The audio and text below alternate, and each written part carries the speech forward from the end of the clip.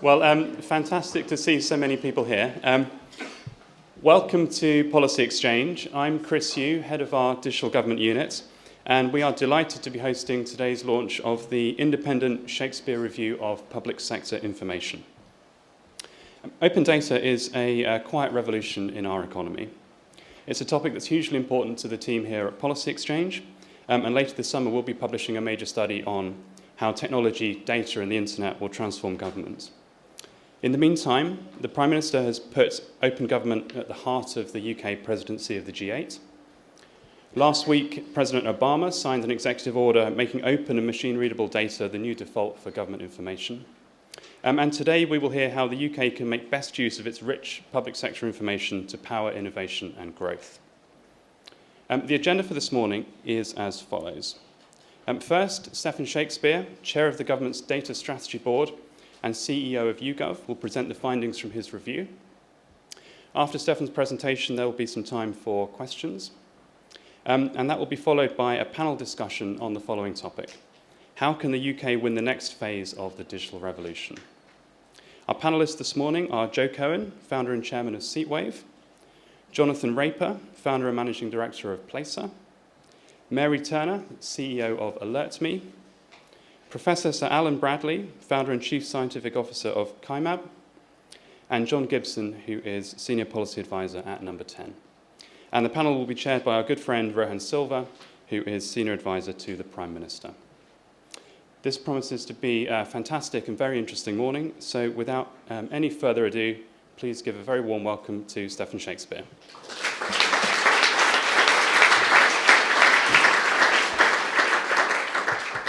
Thank you very much. I'd like to start by thanking Chris and Policy Exchange for hosting us today.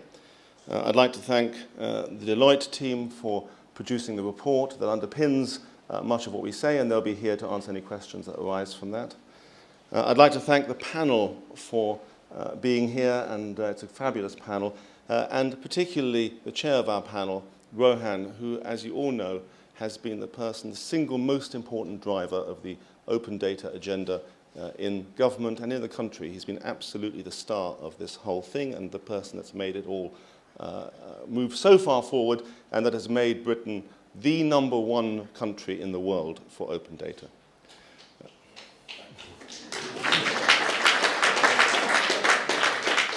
I'd like to thank the government for commissioning this review, and I hope that they will find it acceptable. The world is changing yet again. As the founder of a company that produces both public and business data, I can tell you this is a most exciting moment. Phase 1 looked very broadly. Phase 1 of the digital revolution was about communication and connection. Phase 2 is about turning all that activity into data and then using that data to improve all our lives. In Phase 1, the big commercial winners were the giant companies that are centered, all of them centered on the west coast of America. Google, eBay, Microsoft, Facebook, Amazon, Apple, all the giants of our lives in this industry are there. But in Phase 2, I believe the big winner can be Britain. British companies can lead the way just as American companies have led Phase 1. We have the biggest, most coherent data sets anywhere in the world. Just consider the huge value of NHS data. No other country can match it. We also have the leading edge data science here in our universities and elsewhere. We also have serious government vision and commitment to the new agenda of data. As I said, this is the leading country in the world for open data. But with this big opportunity, we also have a big challenge. Britain traditionally has been the boffins, has produced the boffins, the bright ideas. We generate the excitement, but we don't mint the money. In fact, we tend to act, and this is a phrase I've stolen from Saul Klein, we act like the world philanthropists of talent. We give it to everybody else. So our challenge is to turn our open data visions with all our wonderful puppy-like enthusiasm into bankable economic growth, right here and quickly. I want to emphasize this heavily. It's not enough to have a vision. It's not enough to have a policy. We have to have a clearly defined, highly visible national strategy and an implementation plan that can be transparently audited. Only then will we create a predictable environment that allows businesses, public services, and citizens to cash in on the social and economic benefits that are promised by this new world of data. Now, not surprisingly, there are some people who resist the idea of a defined national strategy. With understandable anarchic spirit, they just want to throw open the window and toss out all the data that's near to hand. In many ways, that's a noble and attractive ambition, but it won't do. We can't just say to government departments, please publish whatever you can. We can't just say to trading funds, just give it all away. We can't just sit around in our committee tables and say, hey, presto, we've decided to be transparent and open. It's not enough. So the foundation of my recommendations is that we define a national core reference data set. It should be designed strategically, combining the basic data by which we define and understand the nation. And it should include the data that is most useful for driving social and economic gain. This national core reference data will then be the backbone of public sector information and the backbone of a data revolution led by Britain. This national core reference data set, published so that we can all see what it is, so we all know that it is released in the defined best formats for practical use, and know that there's a commitment that it will be continually updated and maintained to the highest standards. This is my basic recommendation and my basic challenge to government. In my full recommendations, I talk about a twin track where we can count on the core data published to a high standard and simultaneously the rest published quickly as well, so that the perfect is not the enemy of the good. And with that twin track, we should have the highest ambition to turn all our data from imperfect to best quality. But again, never let concerns about imperfection slow us down. My other recommendations are making this all secure so that citizens have no fears about their privacy being compromised. This is of the highest importance. We can gain the value of data and retain confidentiality if A, we ensure that all case-level open data is anonymized, and of course the government would never release data at a non-anonymized basis. And even then, it should only be made available in technological safe haven environments, at least when the data is especially sensitive. And B, that we spread responsibility to the end user of data. There must be heavier consequences available, and they must be rigorously applied when there are transgressions of the rules. I also recommend that we focus investment in our data capability. Data is of no value unless it can be put to good use. This means that we need to produce more data scientists, and there should be plenty of them employed throughout, throughout government. And we need to invest in basic data science, as well as partnerships between academia and business to make sure that the science can be applied to real-world opportunities. We need to promote a mixed economy of public data. Where there is clear national value, we should expect companies to be open. For example, in publishing all clinical trials of medicines, as indeed the farmers are starting to do. And we should expect companies in public-private partnerships to be more open in their data policies. Within the government data machine, we need to keep our in-house innovation up to date and work with experts to gather and analyze data and to track what is the real value of PSI, public sector information, and how it can be increased. And to make sure this happens, my Data Strategy Board is fully committed to our partnership with the newly founded Open Data Institute.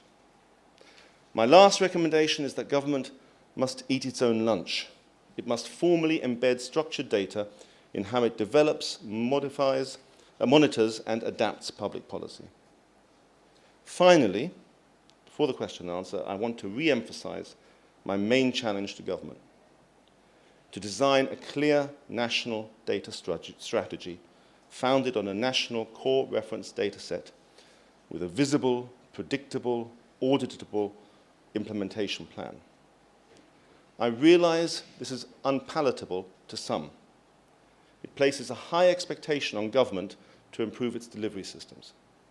It asks government to move from enthusiasm to predictable, practical application. It means streamlining and clarifying the channels for driving change. And it asks the government to think more broadly about the whole landscape of public sector information. In other words, it puts a lot of responsibility on government, and it may not want that. But it's necessary. The prize is massive. The prize is better government and significant economic growth and huge social benefit. I trust the government, which has cross-party, cross-sector support for this. As, by the way, we have demonstrated by our extensive and transparent consultation process with both experts and the wider public, I trust the government to take on with enthusiasm this vital challenge, which is also its clear duty of defining and delivering a visible, truly world-leading strategy for public sector information. Thank you.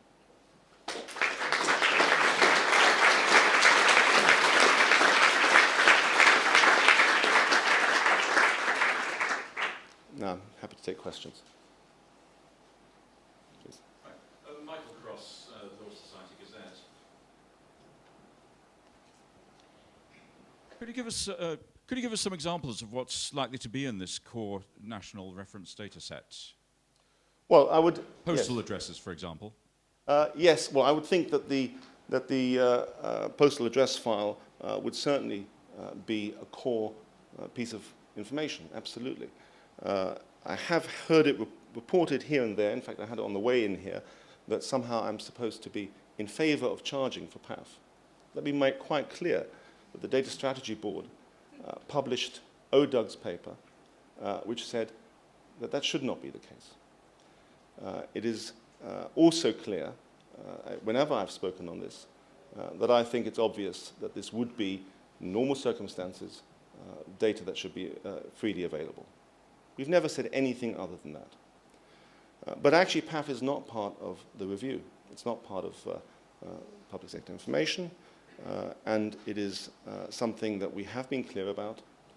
In my review, I do say that there are times that we might want to look again at what open data, that we don't have a purely absolutist view of open data, because there are two other uses of data, there are two aspects of this that in different circumstances might cross the line between what you would normally define as open data. So one is that it should be free. I think that wherever the benefit is very broad, the principle ought to be that it should be free. That's an obvious principle. And that there are maybe cases when the benefit is narrow, when it would not be free. You can work out for yourself whether you think PAF fits in one or the other. And also whether something is openly accessible to all. When we talk, for example, about case-level medical data, health data, it doesn't seem to me to serve any purpose, and it would create all kinds of concern if we said that was available to everybody. Because we know that even with the most secure technology, you can link data sets and you can find out something. And that's why my solution to that is that you have safe havens where accredited people can use the data, and we can trace what they do, and if something becomes harmful, is used in a harmful way, there can be very significant consequences. I've said even that they should consider, when they next come to consider this, the government should consider imprisonable, imprisonment as a consequence. So free does not always, open data does not always have to mean freely accessible to all. There are other variations on that would be useful for driving the economy.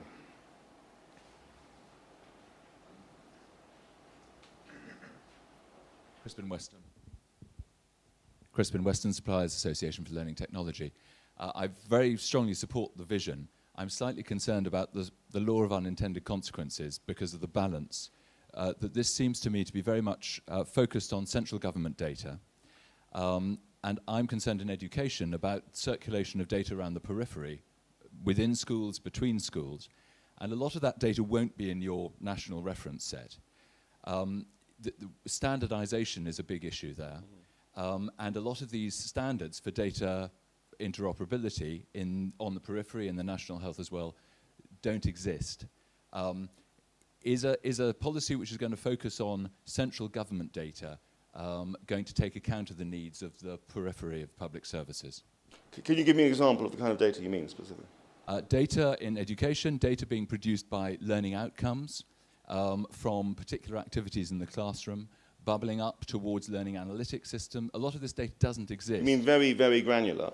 Very granular, but the thing is that the central government data often will eventually come from data which is bubbling up from the periphery, and it's well recognized that in education there is a poor evidence base for what works in education. So in many cases the learning data doesn't exist, and it's all administrative data at the moment. Well, so I believe these recommendations apply to all data that is owned by the citizen, which all data that was produced from them with their money is, which that would clearly be the case. So I think it should apply. I mean, one of the things that I have said is that while the trading funds are very important, the focus of this has not been the trading funds as the main and only thing. It's a matter of great obsession, and importantly so, for a part of the data community, but there is huge value right across public sector information. And that is, of course, what I'm asking the government to do, is to look at it as broadly as possible, to see where we can improve education and health and transport and all those other things. I haven't obviously been able to address all the fringe activities, but they clearly are part of this. They clearly must be part of all this. It's the same rules apply, should apply.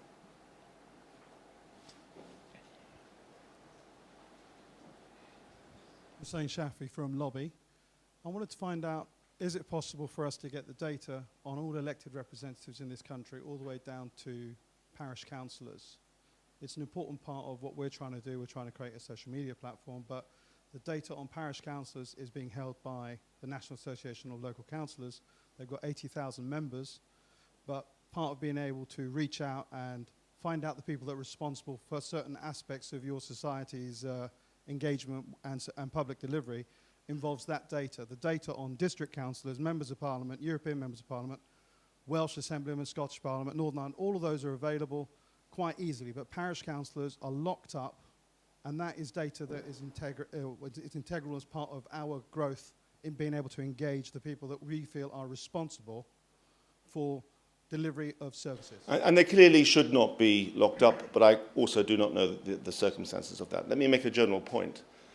I am not myself, as anybody who's conversed with me with any length of time, a data analyst, a data geek, a person that knows about the things in depth that you care about.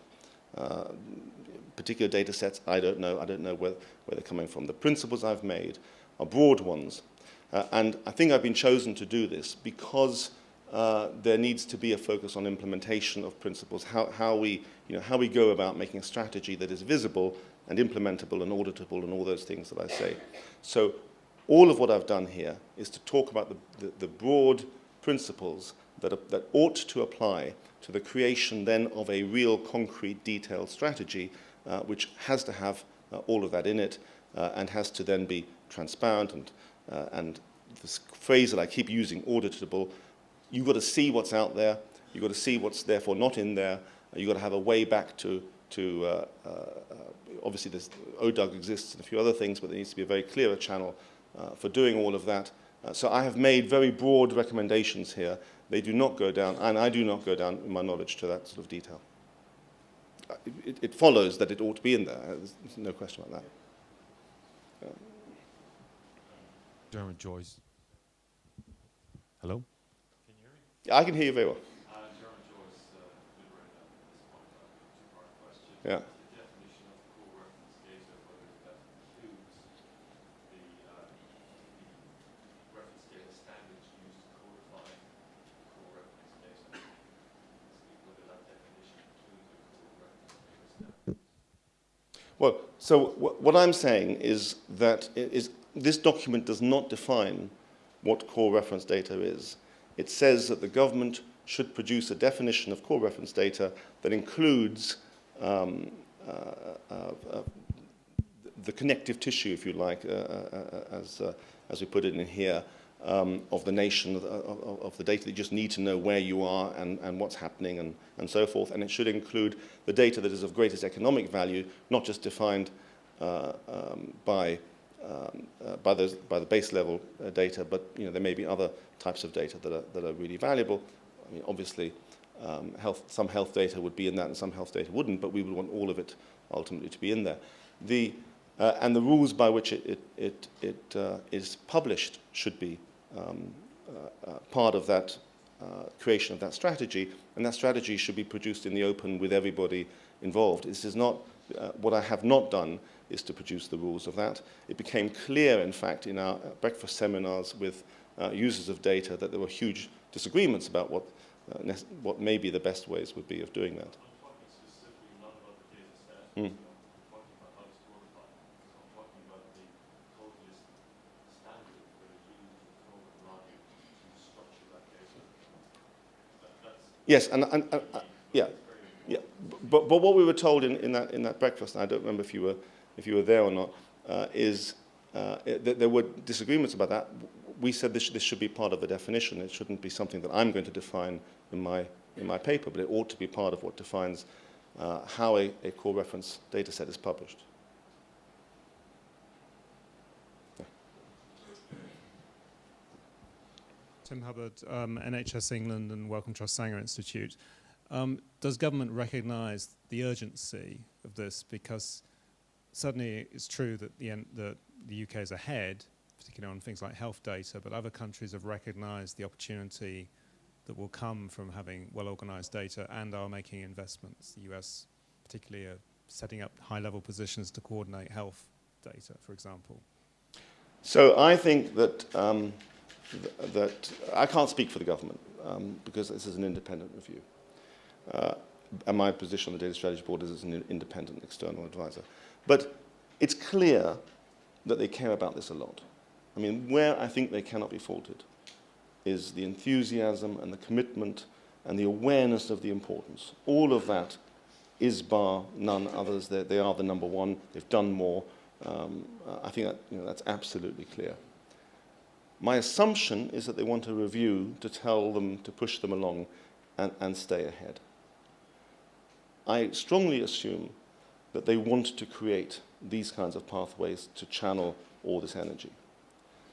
I'm quite sure there'll be pushback. I'm quite sure there'll be nervousness about an open process of defining these channels, of defining core reference data, of defining standards. This is something that I believe needs to be driven much faster, with great clarity and great openness. And that's difficult for government to do, and it's something that they will probably not like. But my guess, also my prediction, is that they will do it because they do recognize the incredible importance of this. They do know, Rohan is in government, and he will certainly tell you this, that when you look across the Silicon Valley and you see the vast, the depth and the breadth of what they're doing out there, and what they've made of the last phase, of the first big phase of the internet revolution, to abdicate responsibility on that, to not have a national data reference set, to not have and drive hard and in a clear, auditable way all the things we need to do to keep us first, would be a dereliction of duty. I mean, this is the biggest thing that's happening to this country, to our world. It will change as much in the next 10 years as it changed in the last 20. I'm convinced of that. If you talk to data scientists, they're saying that you're no doubt one of them, that the increase in the capacity is so incredible that it will change our lives even more, as I say, than it has so far. If we say, oh, haven't we done well? We're doing well enough, thank you very much. That would be appalling. I can't believe they would do that.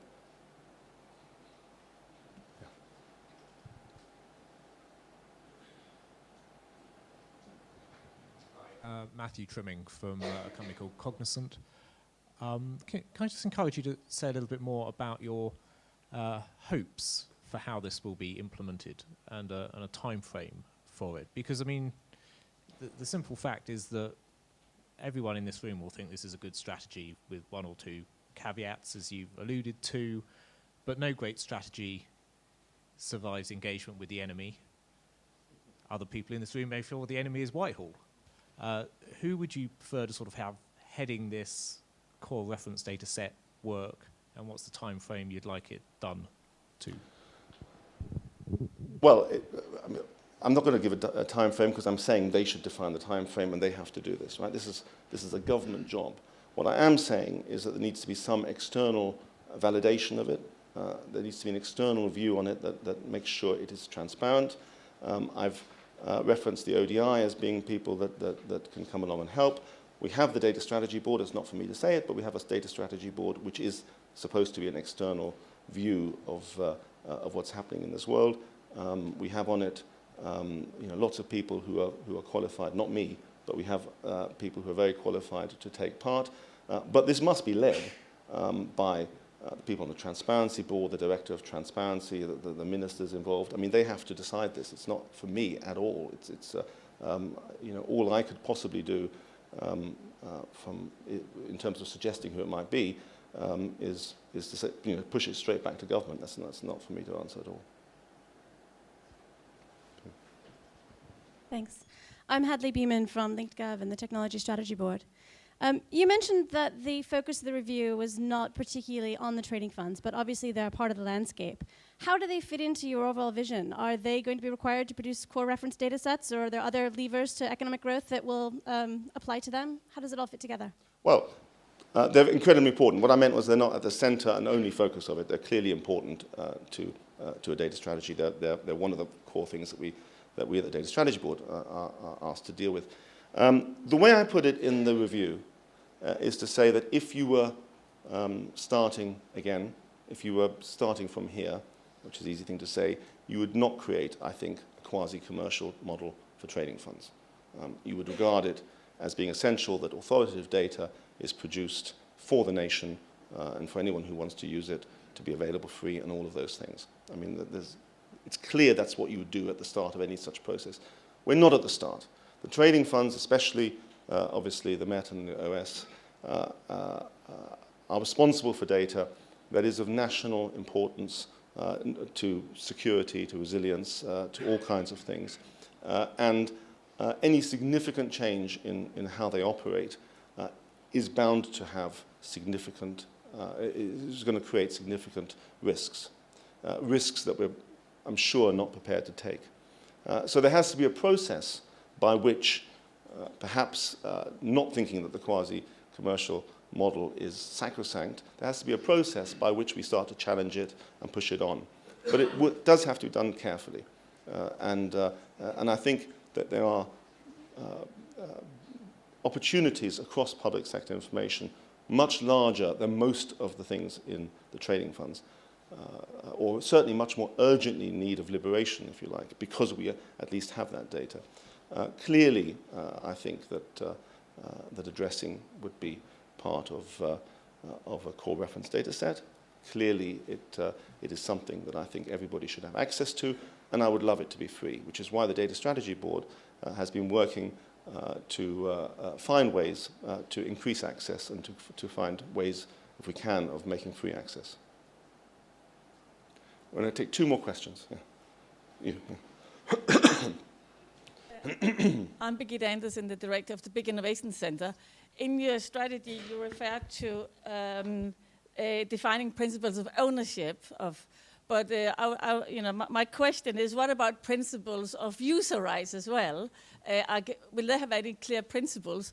And in this, does intellectual property reform for part of the implementation plan? So, for example, we don't only get will we be able to produce proper digital platforms in which the data can be shared and processed, and entrepreneurs can create new kind of services in this space. So, to finish kind of the whole revolution, should we continue with exceptions and limitations of rights of owners, or should we actually open up and create a completely new intellectual property manifesto in which we provide a proper open space in which the data can be mined?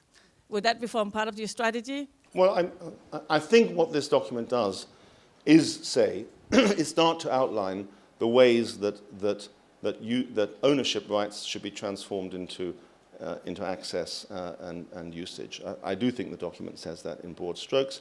I think that what I set out there includes very open and very clear and very visible feedback mechanisms from users, which exist at the moment. I mean, there is, as I've already referenced, ODUG, but one of the things we found at one of our breakfasts was that not one person in the room knew of ODUG, because they were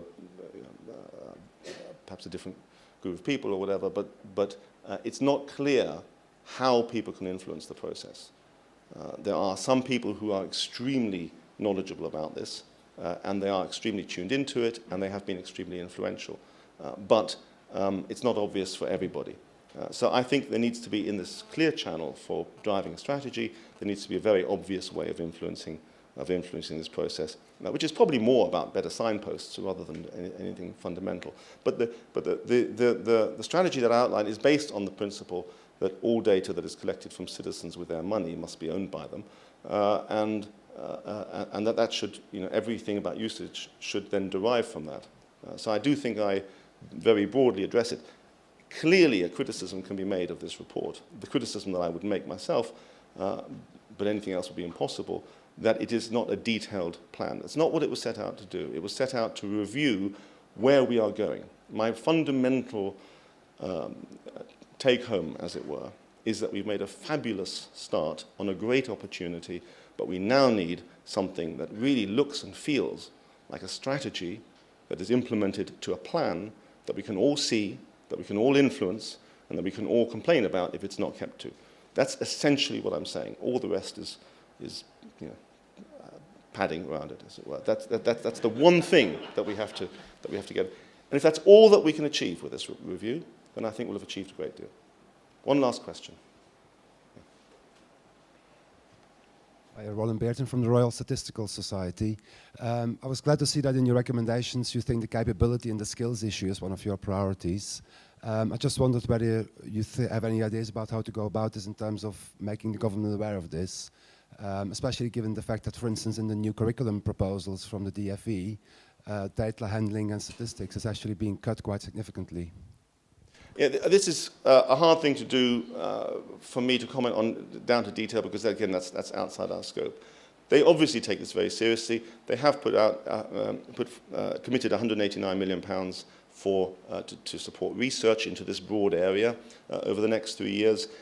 If we were not in the present economic climate, I would clearly be calling for a huge increase in funding, because, as the Deloitte report makes clear, the downstream value of this is huge. We asked Deloitte to be very conservative because we knew the Treasury would say, "Oh no, this is all wrong. This is crazy. This is just wild talk." So we said, "Be very conservative. Only put in there things that you can absolutely, with certainty, defend to the most sceptical person at the Treasury."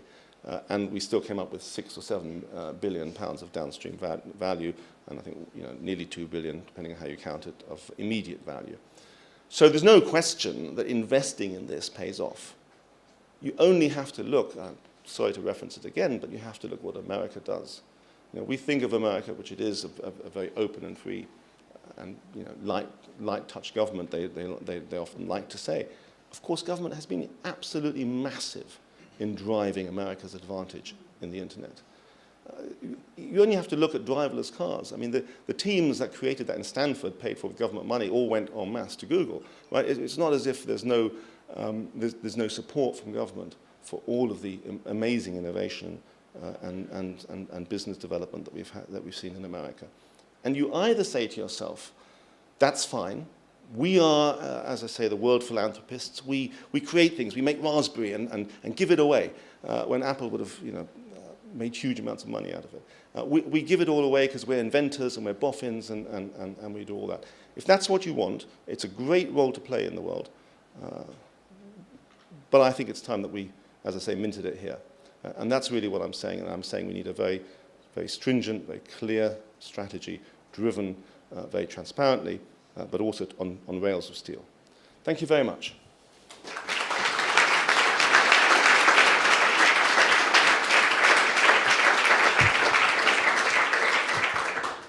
Well, thank you thank you, Stephan, for a brilliant report, for a wonderful speech this morning. And I think most of all, from me personally, for being, I want to thank you for being such a true and loyal and expert friend and advocate on behalf of the open data agenda over the past, well, as long as I've known you. I think it struck me as being appropriate, sort of poetically appropriate, that a man called Shakespeare could have written such a beautiful report to enrich our nation, and not even wearing stockings while he was doing it. But it's been a long road to get here. It's wonderful to be able to take stock of the progress we've made, and exactly as Stephan says, now is exactly the moment to think about where we're going and why we're heading in the direction we are. The reason that I'm so grateful to Stephan is that in the beginning, the open data agenda, for the first few years was incredibly hard and incredibly rocky. And, giving away data is about giving away power and giving away control. And politicians, if they're sensible, don't like to do that. Whitehall departments certainly don't like to do that. And every inch of this has been a fight. And without people like Stephan, there are a set of other people as well, Matthew Elliott at the Taxpayers Alliance, who were staunch advocates and champions of this, we literally wouldn't be here. It's only a few years ago, if you think about it, that you couldn't access spending data item by item across government. You couldn't see where your tax money went. You couldn't find out about crimes that had been taking place in your neighbourhood on a street-by-street basis. Incredible when you think about it. Basic transport data, education data, health data, none of this was available. And not only was it not available, people in Whitehall didn't understand why it should be available. And when we first got in, I wrote a letter that was going to go out from the Prime Minister to every department. I figured, let's get this letter out within a few days of the election before anyone really understands how much trouble this is going to be. And this letter set out each of the data sets we wanted published along with a deadline that I just made up. And I had, as you do in Whitehall, you've got to send these things around in drafts to check that certain senior people are happy. And a set of senior civil servants kept coming back with a new bit of track change in this document, in this letter. And the track changes said, no data shall be published unless its quality can be assured. Right? And I kept taking this out and getting put it back in. And eventually we had a meeting about this. Why are you insisting on this bit of text? Well, the answer came back. If data is released that is of poor quality, that will embarrass the civil service. Right? This was the answer. And had that little line gone in, this is just one example of the kind of fight that we've had to endure. If that line had gone in, none of that data would have ever been published, because it turns out that by and large the data that had been collected and occasionally used in Whitehall and across the public sector was pretty crap. Well, it was incredibly crap, very patchy and very embarrassing. But unless your attitude is get it out there, sunlight is the best disinfectant, and let public feedback, let the fear of embarrassment drive the improvements in that data quality, nothing will ever be published. And every bit of this has been a fight. But I think it's wonderful to think with all of you in this room as advocates and hopefully beneficiaries of all this data, that there's no going back.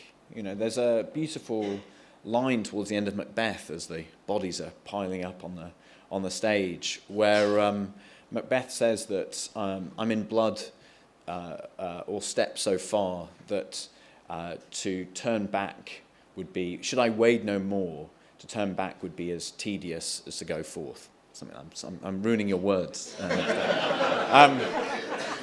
And I feel that that's where we are with open data. The genie's truly out of the bottle. There are too many people and too many companies and too many organizations that are making use of this data. as imperfect as it is in some ways, and more to do, of course, which I'll come on to.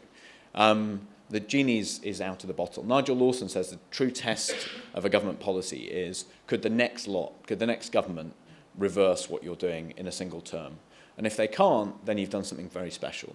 And I think together we have therefore done something pretty special, because whatever the opposition's attitude is towards power and information and control, and I think they have a very different philosophical attitude to us. We genuinely believe that no small group of experts at the centre can have all the answers. We genuinely believe that great things happen when you liberate people and you disperse information and economic opportunity. But whatever those ideological differences, the next lot aren't going to reverse this stuff. They might not push it, but they're not going to row back, I think, on all this transparency. The question then is, as exactly as Stephan puts it, where do we go from here? And I think he's absolutely right that we're on the cusp of a new revolution, a new era for data, because the first 3 or so years in government of open data have been very focused on accountability, because it was just shocking to us that very basic data about spending and crime and public services weren't being made available, and we felt passionately that should be our first focus. That was our responsibility. But having got much of that data out, the opportunity, exactly as Stephan puts it in his wonderful report, is the economic opportunity. And the panel discussion we're going to have is going to be very focused on that economic and innovative opportunity in genetics, bioinformatics, in entrepreneurship more broadly. There are a few challenges, and I can sort of say this, leaving government in a couple of months' time. I think there are a few challenges that we really need to build on and focus on, in addition to the need for this clear plan. One of them is to institutionalize we've built an incredible architecture for open data in government, which is beneath the surface. We have a set of people, Tim Kelsey, head of data and IT in the NHS, Liam Maxwell, our Chief Technology Officer, Stephen Kelly, our COO. We have a set of people that understand to their marrow the importance of open data. We've got to make sure, though, that the apparatus of government, the transparency boards and so on, reflect the economic opportunity as well as the accountability opportunity. I think that's one big challenge. Whitehall really does now get data, but it gets it in the sense of accountability, because that's been our focus, and we need to make sure that the voice of business and business opportunities, the twinkle in the eye of an entrepreneur who wants to use data, that voice is heard in government. That's one challenge, cultural challenge. The second challenge, I think, is particularly on genetics and bioinformatics, and we have one of the world's experts in that field on this panel. But we committed last year to sequencing 100,000 whole genomes in the UK. This is 1,000 times, literally, more ambitious than any other country in the world. And the point of that is to create, via that data set, a new industrial class in the UK, a new industrial category in the UK of bioinformatics. And the challenge, though, is that Whitehall is very focused on the kind of academic research opportunity, not the economic opportunity. So I'd ask all of you who are interested in government policy and in the future of this country to keep the pressure up on government to make sure that that policy in particular is focused on the economic and industrial opportunity, not just the benefits for academic researchers. And the final change, I think, is the biggest of all. The final challenge is the biggest of all, which is we're releasing all this data as a government, and we're going to release far more with people like Stephan driving us. The question is, how does government itself use that data? Clearly, it's going to spawn thousands of businesses. Clearly, it already is. It's going to support huge innovation that we can't predict, and that's wonderful. But how do ministers and civil servants make decisions in government, and how are they going to start to use data for the first time? Whitehall is largely data-free. Decisions are often made, by senior civil servants based on prior prejudice and heuristics, not on data. How can we drive that change? I helped build a data dashboard that with the brilliant team at the Government Digital Service that senior officials and ministers are using right now. This dashboard gives them real-time information on the performance of public services and key policy initiatives, and in the hope that it will start to bring data to the fore in policy decisions. And I think a challenge for all of us who are involved in policy making is how do we, in our own experience of policy, our petitioning in government, our life in government, how do we start to use data ourselves to improve our decision-making process? That, I think, is a huge win that needs to be considered alongside the economic opportunity for the country at large. So, a huge amount done, a huge amount to do, and as I say, and as Stephan said, this new era must be about the economic opportunity, must be about making sure that in this next wave of technological innovation and investment, the UK is at the forefront. It's just not good enough that we're not producing the Googles and Yahoos and Apples. We have to do better in future. So we have a panel to get into that meaty issue. We have Joe Cohen, the founder of Seatwave and one of the most successful and prolific entrepreneurs in this country. We have Professor Sir Allan Bradley of the Sanger Institute and one of the world's experts on genetics, genetic data, bioinformatics. We have John Gibson. This is John's last day at number 10. So this is him. He's going to go rogue on us, I think. So expect a lot of dirt from him. But John is the driver and architect of the government's My Data agenda, which is an absolutely phenomenal aspect of data that John will explain and talk about.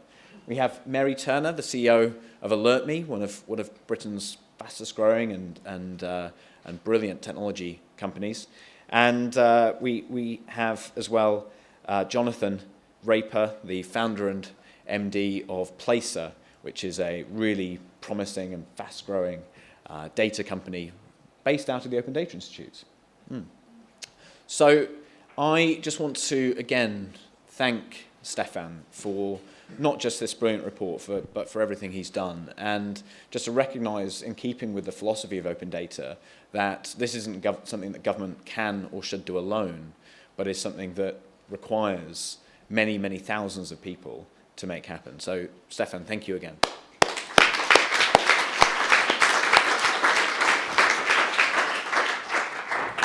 So, the way this panel discussion is going to work is that I'm going to ask each of the panelists to just speak for a couple of minutes about open data and the economic opportunities from their perspective, and I'll open straight out to questions from the floor. So, first, Joe Cohen, founder of Seatwave. Joe. Thanks, Rohan. So I'm hugely supportive of Stephen's report, and I think it's a great part of the overall campaign to drive towards open data.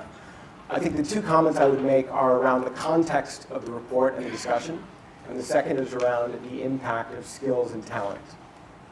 So the first is the context, and data in our lifetime has become currency, is currency. Currency, oxygen, air, however you want to put it, but it has incredible value, and it's highly liquid as well. And I think what we're finding is with data that is valuable, data that someone finds valuable, it will make it to the light of day, whether you choose to bring it out to the light of day or not. And you can see cases of whether it be WikiLeaks or Bloomberg reporters, people are going to get access to that data, or they're going to get access to a proxy of that data, which is probably far more damaging than getting access to the data itself because it doesn't tell the whole story. So the context of this report and the discussion is really looking at a worldwide global shift in the usage of data and the way that we think about data, and saying, do you want to participate or not? Do you want to continue to lead on this issue? Or do you want to fall behind and allow others to define it and define the usage of it for you?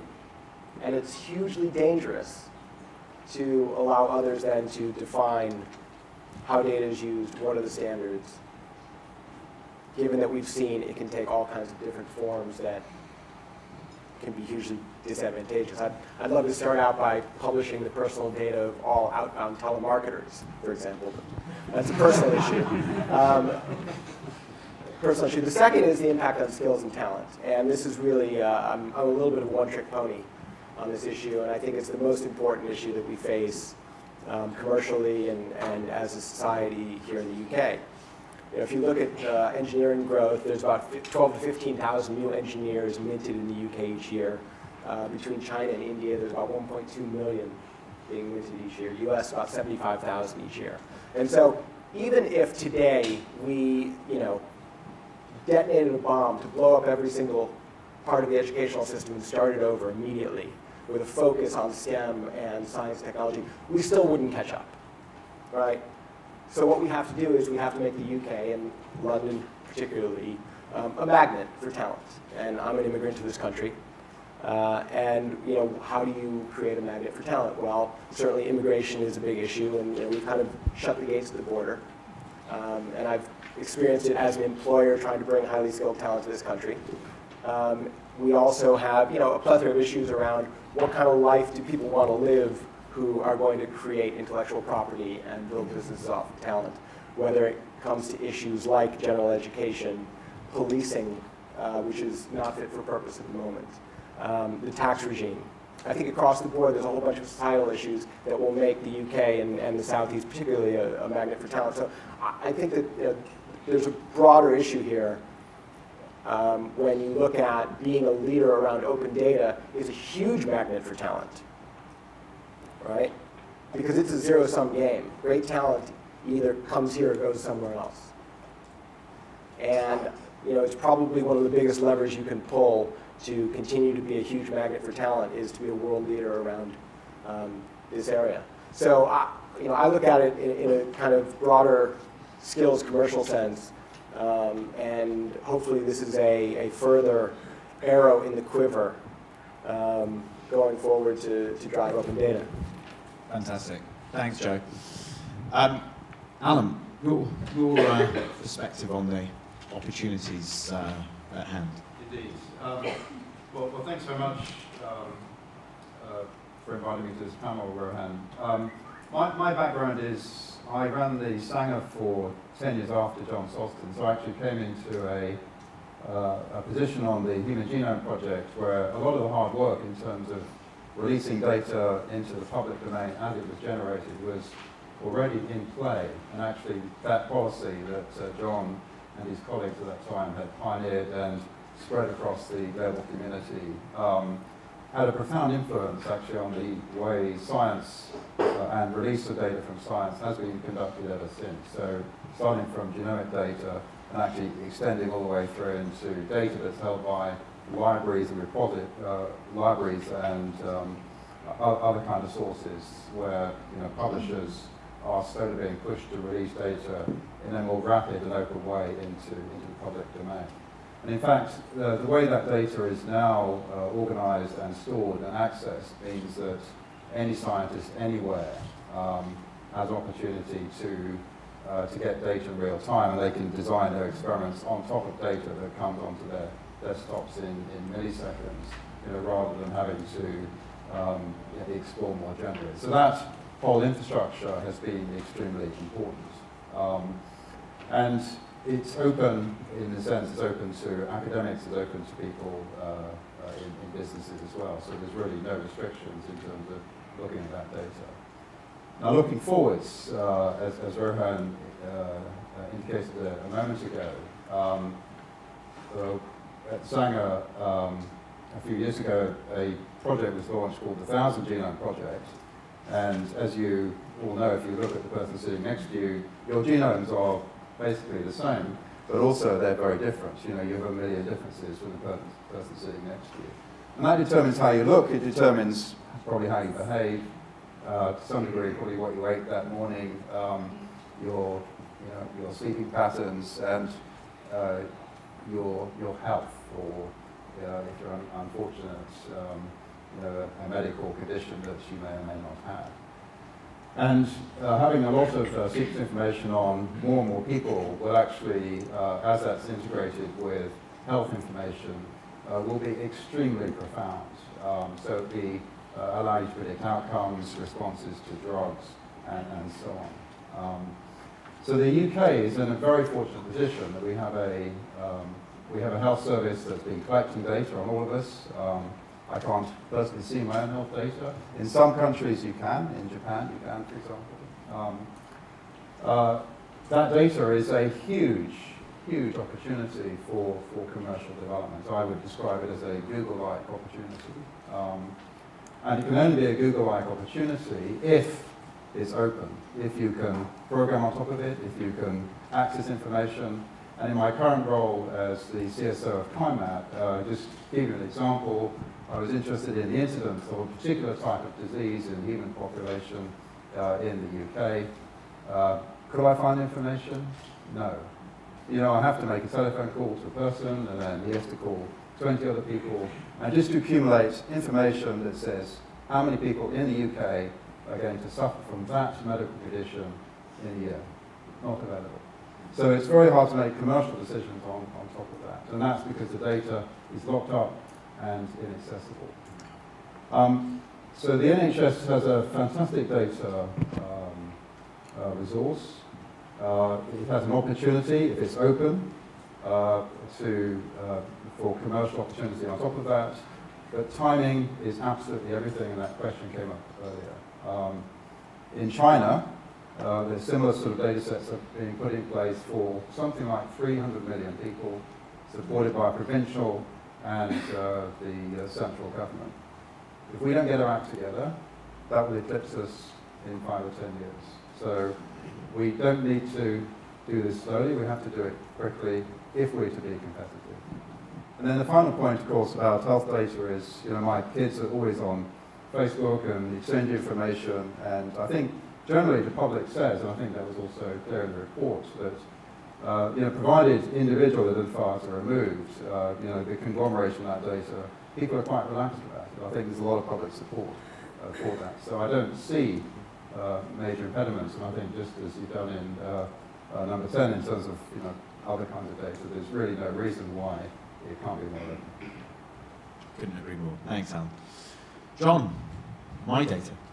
Yeah, so I'd like to kind of just talk about a slightly different area of the kind of open data agenda, and that's personal and private data. One of the government's other policies in the space is called My Data, and that's been focusing on individual consumption and transaction history data.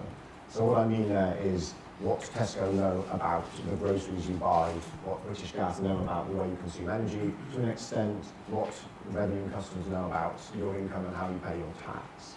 And this data has been around for ages. Companies have been using it to great effect for some time, mostly to kind of understand their customers better in aggregate and to target messaging and products and advertising more accurately. But even within this kind of very particular use case, the economic value locked up is just huge. BCG tried to put some figures on it last year. I think they said about 320 billion euros across Europe just from that kind of use of this private data, so very big. But in terms of the kind of the race that there is to win, I think where things get really interesting is that as this data becomes more abundant, and as kind of new sources of data about individuals come online, it really creates the opportunity for a kind of a whole new and innovative type of consumer product.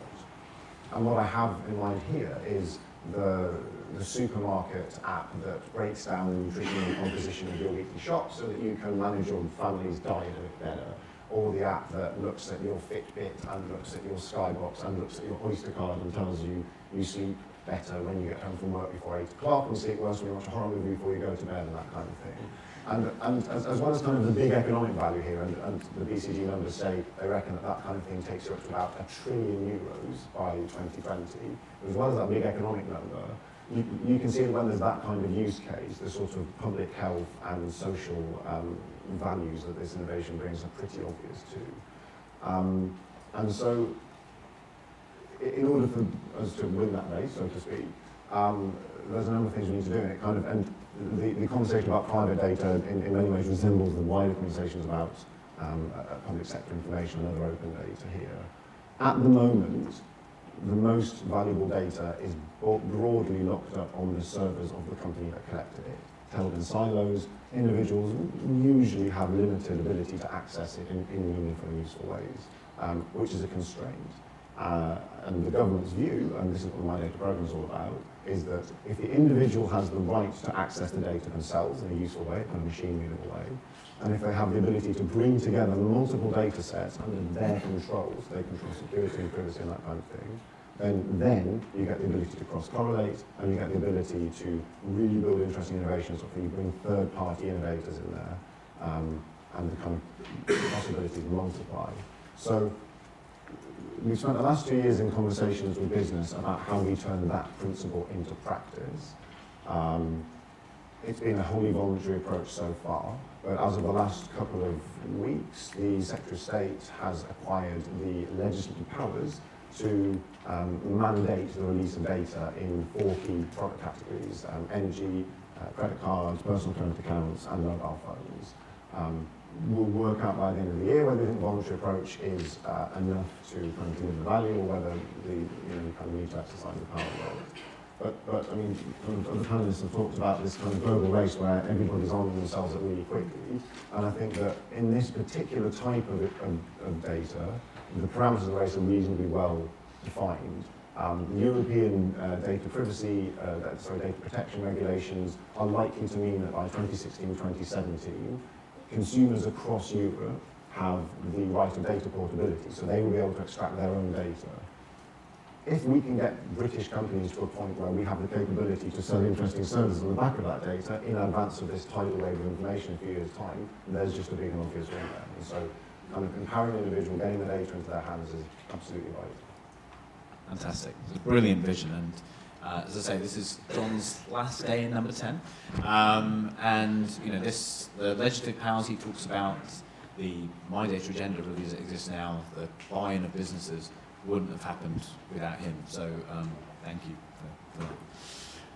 Mary. Thank you. Sure thing. I want to just quickly make a couple of points on the approach we are taking, so that we have a variety of views here. Absolutely endorse what Stephan said about the pragmatic approach to data, and also really pleased to see that it is actually a formal agenda that we are all discussing. The very fact that we are here discussing the transformational impact is fantastic. It really is fantastic. But what I'd like to point out is a couple of things that we really need to change or address to really start the momentum of winning the race. The first one is about structure and approach. Completely accept the role of structure, governance, and being cautious about data and what we do and how we put that out into the market. But at the same time, I think it is really important to inject engagement and excitement, because I think what the US has absolutely got it right is they have actually created a playground for innovation and innovators. You know, they know how to engage, they know how to inject excitement, and we must not underplay the role of that. I mean, we saw that in how we approached the Olympics. You know, it is about getting total engagement and not getting too bogged down with structures and bureaucracy. Make it also affordable, make it easy. And make it more experimental as well. Of course, we have to be absolutely cautious because of privacy issues, but let's not compromise the ability to really build and make room, if necessary, to take course-corrective actions. You know, it's not bad. We are so fearful of making a mistake. Sometimes we are frozen. So that's one key point. The other thing is that I think we need to look at talent pool in a much broader sense. Absolutely agree. We need more data scientists, more engineers, and so on and so forth. But data scientists and engineers alone will not do the job. What we need is a broader talent pool.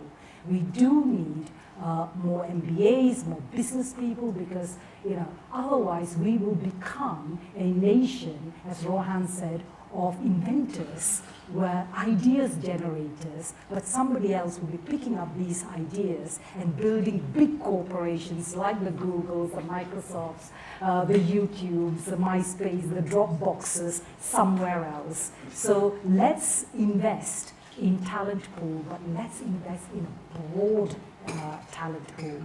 The final point I'd like to really make is about thinking big. Absolutely agree why we need to be very cautious. Deloitte's put out the figure of 6.8 billion. They do claim it's conservative. I think it's extremely conservative. But we need to be cautious that we are not planning for a single-digit number, because this is not a single-digit number. The last wave of the internet, A.T. Kearney put out a white paper last year. The last wave was worth 85 billion to the UK economy. The next phase is at least going to be equal, if not more. So let's plan, let's think big. This is big. This is not just, the opportunity that we have in front of us is not just about structured data. It is also about unstructured data, because we are generating data on a daily basis. When we interact with sensors, when we location-based data and so on and so forth. This is vast, and we need to think big, we need to think broad. Otherwise, we will be planning for a single-digit economy in the next wave. Great. Thanks, Mary. And finally, some quick points from Jonathan. Thank you. Thank you very much. Thanks for inviting me. I'm bringing the perspective of an SME that's built its entire business on open data. And so I wouldn't be here now without the government's considerable release of data, particularly in transport. And so open data is clearly a huge success, and it does have the potential to drive huge growth. But I think I was invited here as a constructive disruptor. And so I'm not going to give Stephan a completely clean bill of health. I've got a few things on reading the report, which I did from cover to cover last night, that I think that we need to consider, and which the report is silent on. It doesn't talk about market failure, in my view, enough. It doesn't talk about monopoly, and it doesn't talk about private capital. And I want to just give a minute on each of those, because I think without a consideration of those things, we're not going to make specific enough recommendations, we're not going to go far enough, we're not going to enable the next step to be taken quickly and effective enough.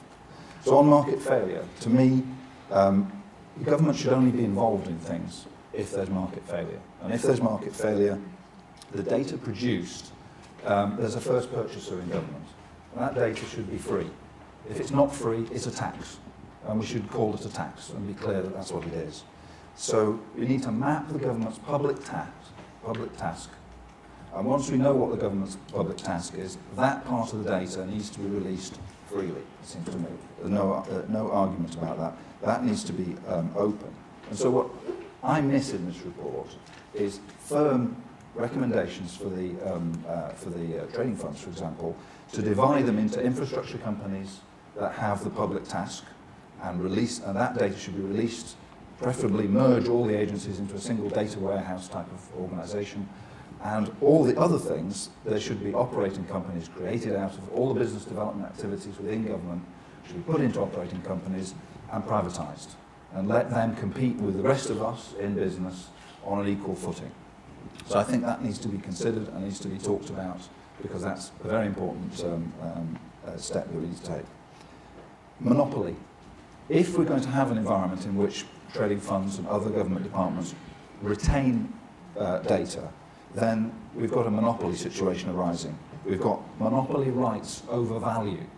And it's critical here that we understand that with data, that everybody can have access to the value, all at the same time. We can all produce services, we can all produce new insights with the data without taking government's right away to put its points of view and to develop its claims around data.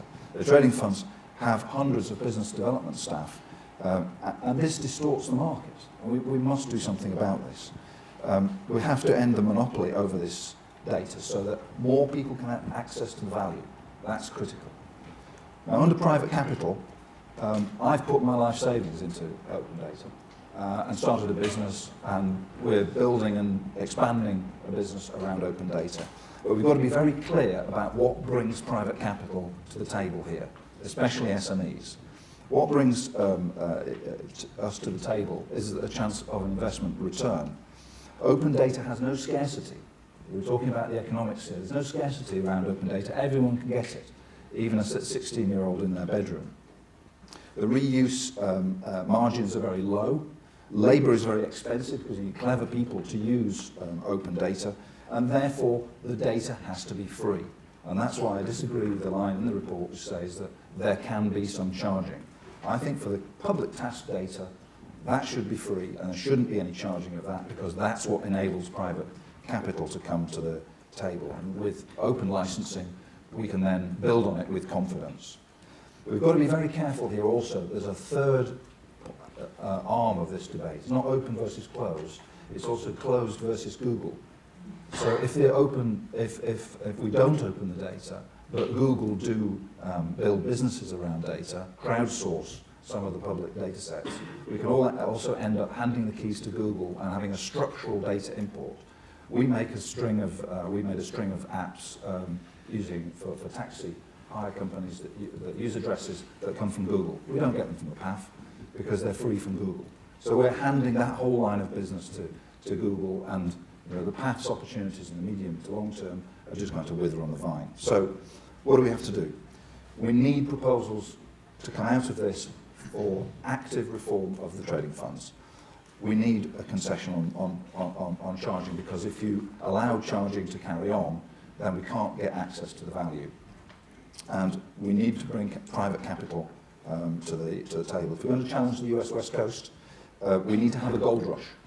And that's what would change the situation here. And if we get the gold rush, then we'll get investment, then we'll get innovation, and that's what can really change the climate for open data. Fantastic. Thank you.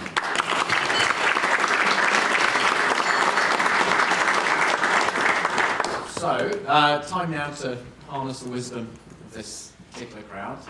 Any questions from the floor? Yeah. Oh, two. Quick questions. Michael Cross. First of all, very quick one, just a point of fact. John, what are these new powers acquired by the Secretary of State? Just a very quick point of fact. And the other one, really, for the panel is, I wonder if we're being too sanguine about the potential political, citizens' backlash against the reuse of their data. I mean, I get a lot of kickback from lobby groups, from people who are trying to organise campaigns about reuse of data concerning them, even when it is anonymised. And I'm really wondering how we're going to head off this potential political citizens' backlash. Thank you. Let's take a couple of questions, if anyone else has got anything to mind. Yep. Mike Thacker, Tourism Limited and Local Government DSD Toolkit. I think, Rohan, you talked about the challenge being getting data to feed back into decision-making in government. And I wanted to ask about the dataization of the decision-making process. There's some preliminary work on this has gone on the local government. I'm not sure what's happening in the national government level. But Government Data Service holds details of policies, it holds spending, it holds services, but I'm not aware of a data model that links these things through and says, we spend this money on this service as a result of this plan, which comes from this strategy and these policies, and that being expressed in a data way such that we can see where the decisions come from, we can assess the effectiveness of policy, and we can feed back the result of metrics in revising that. We've got the elements. Should that not itself be made data? Yeah, perfect. One more, maybe, and then I'll pass to the panel. Yeah. Bill McCluggage from EMC. I was very taken with Mary's comments around the Internet of Things.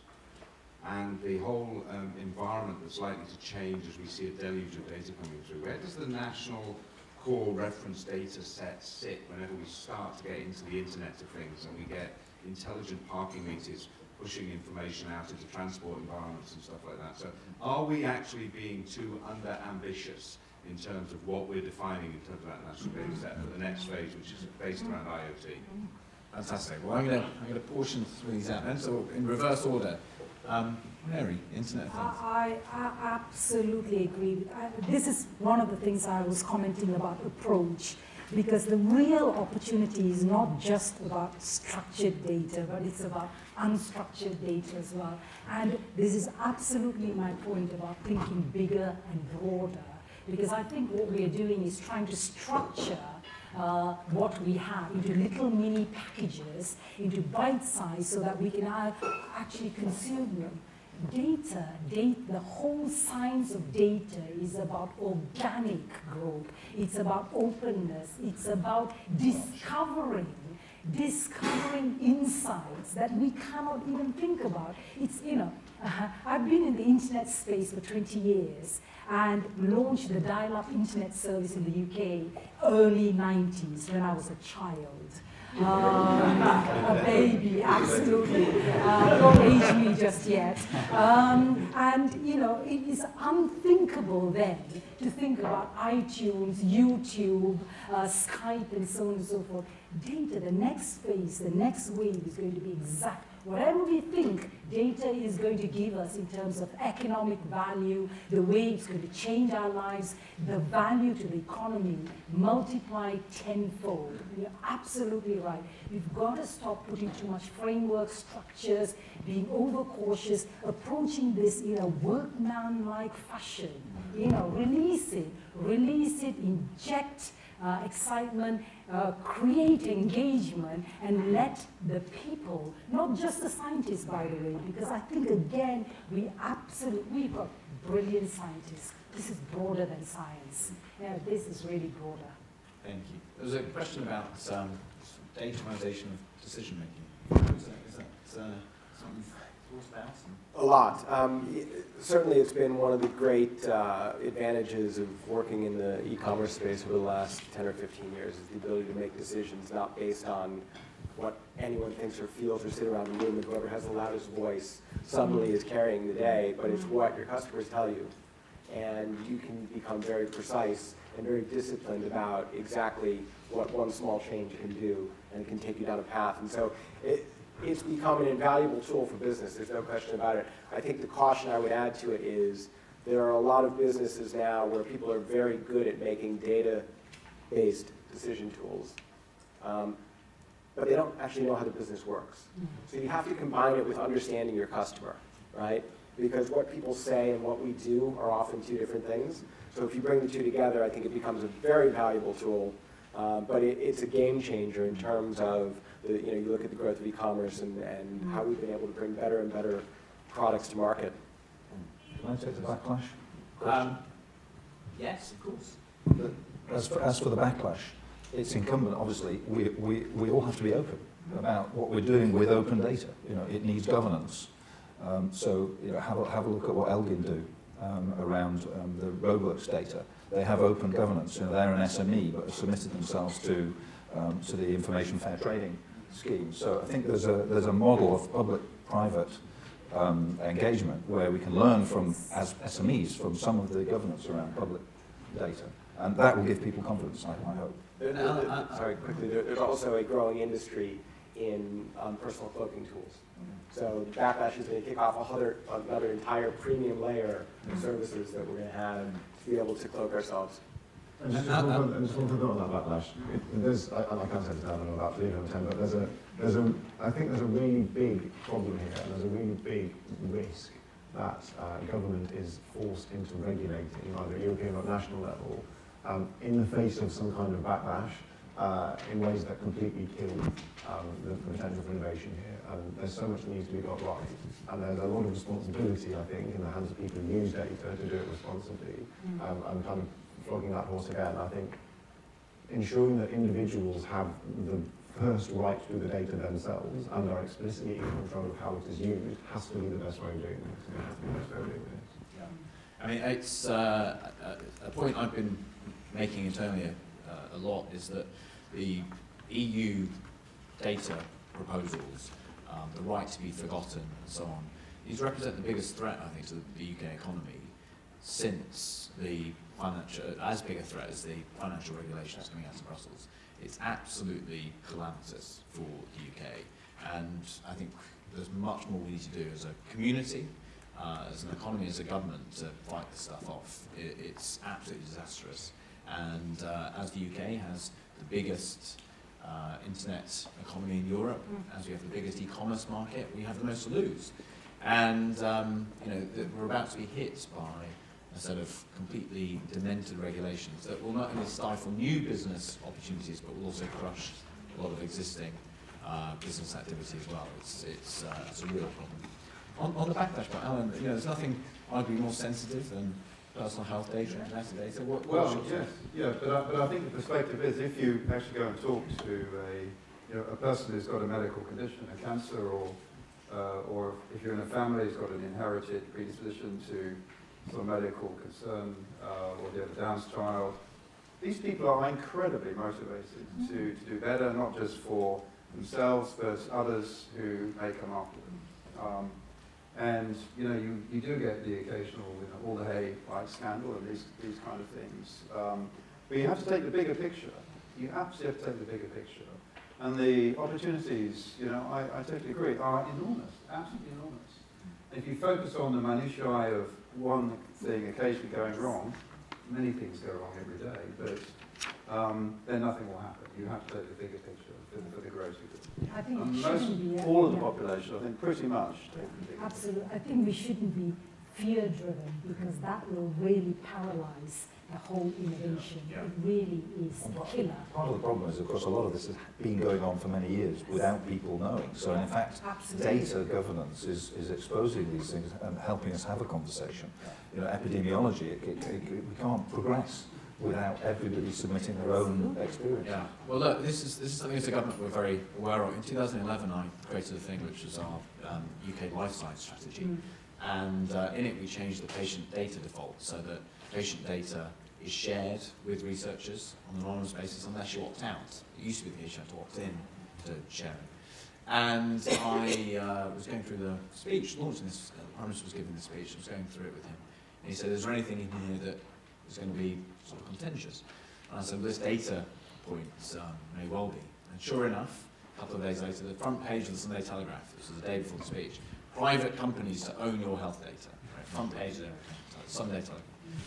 And the speech was the next day, and the Prime Minister was doing the speech, and he veered off the text, which was a scary moment. He's trying to back the room as he veers off. And to his eternal credit, he veered off to say, I know that this patient data issue has been contentious, but here's why we're doing it, here's why we're not going to back down, here's why it's in the interest of patients.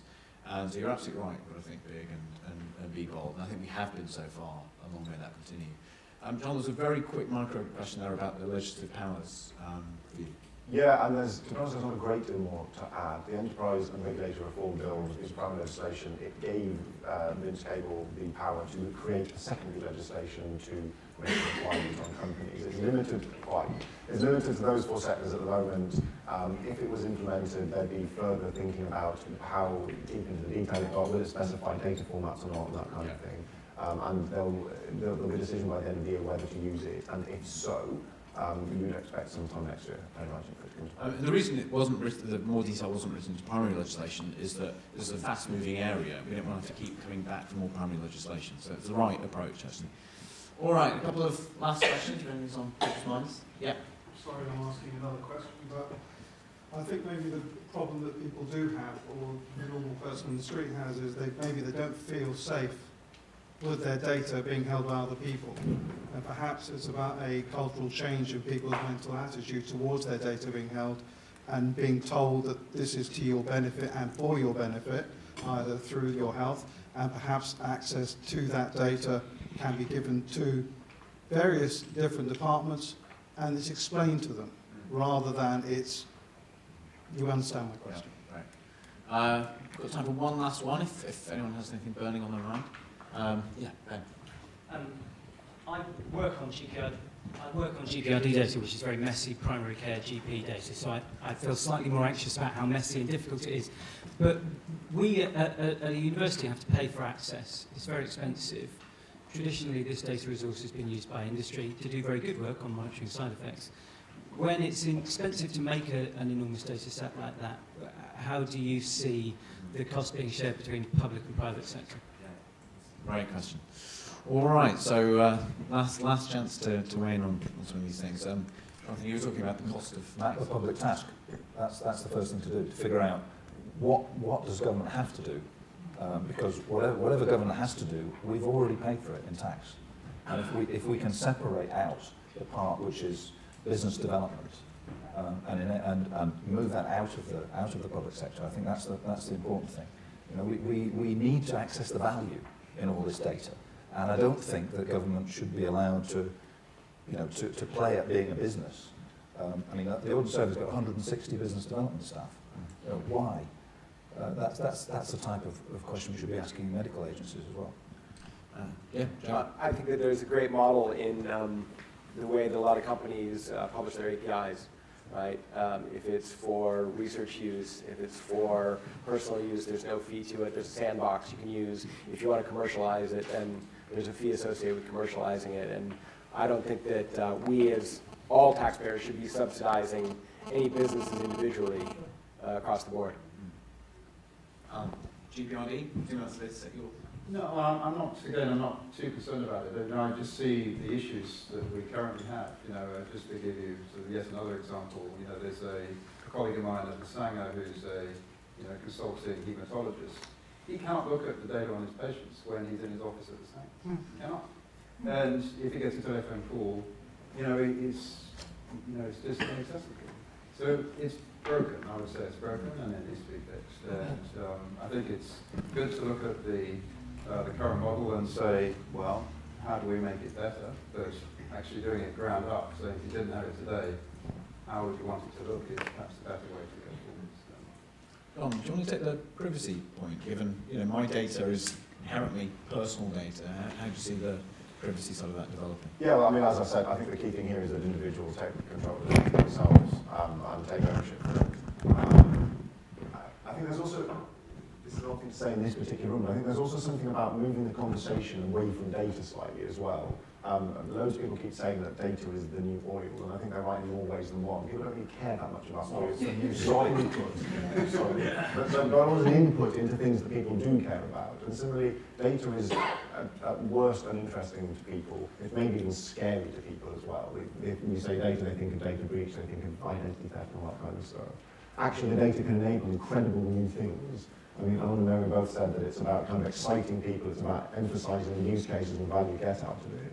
And I think we need to get to a place where we can articulate well what those new things are, and then you work back from that to say, well, data is an important input to this, and ideally you're in control of it. Okay, there's nobody under 30 in this room. Is there? Okay. One or two.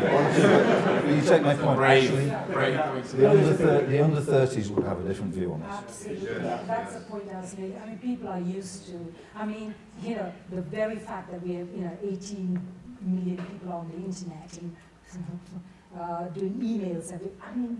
Data is everywhere. From telephone calls to credit cards to emails.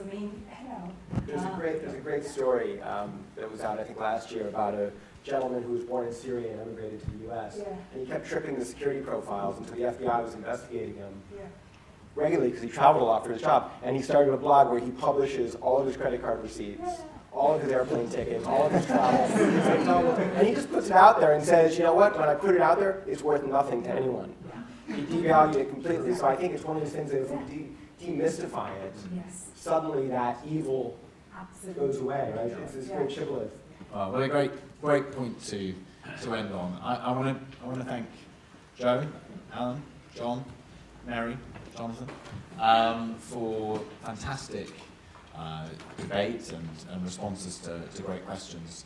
They represent between them, a new direction for the British economy, a new category of company and opportunity for this country. And there is no doubt that in genetics and bioinformatics, we can build, for example, just in that area alone, companies bigger than Google and Bloomberg in that category alone. And as Stephan says, yes, the last wave of technology innovation, that was dominated by California. There is absolutely no way, there's no reason why, in this data-centric world that they've all been talking about, and I think we all believe in, there's no reason that the UK cannot dominate that brave new world. So thank you to Positive Change for hosting us. Thank you to Stephan for a wonderful talk. Thank you, all of you, for being here this morning. Thank you.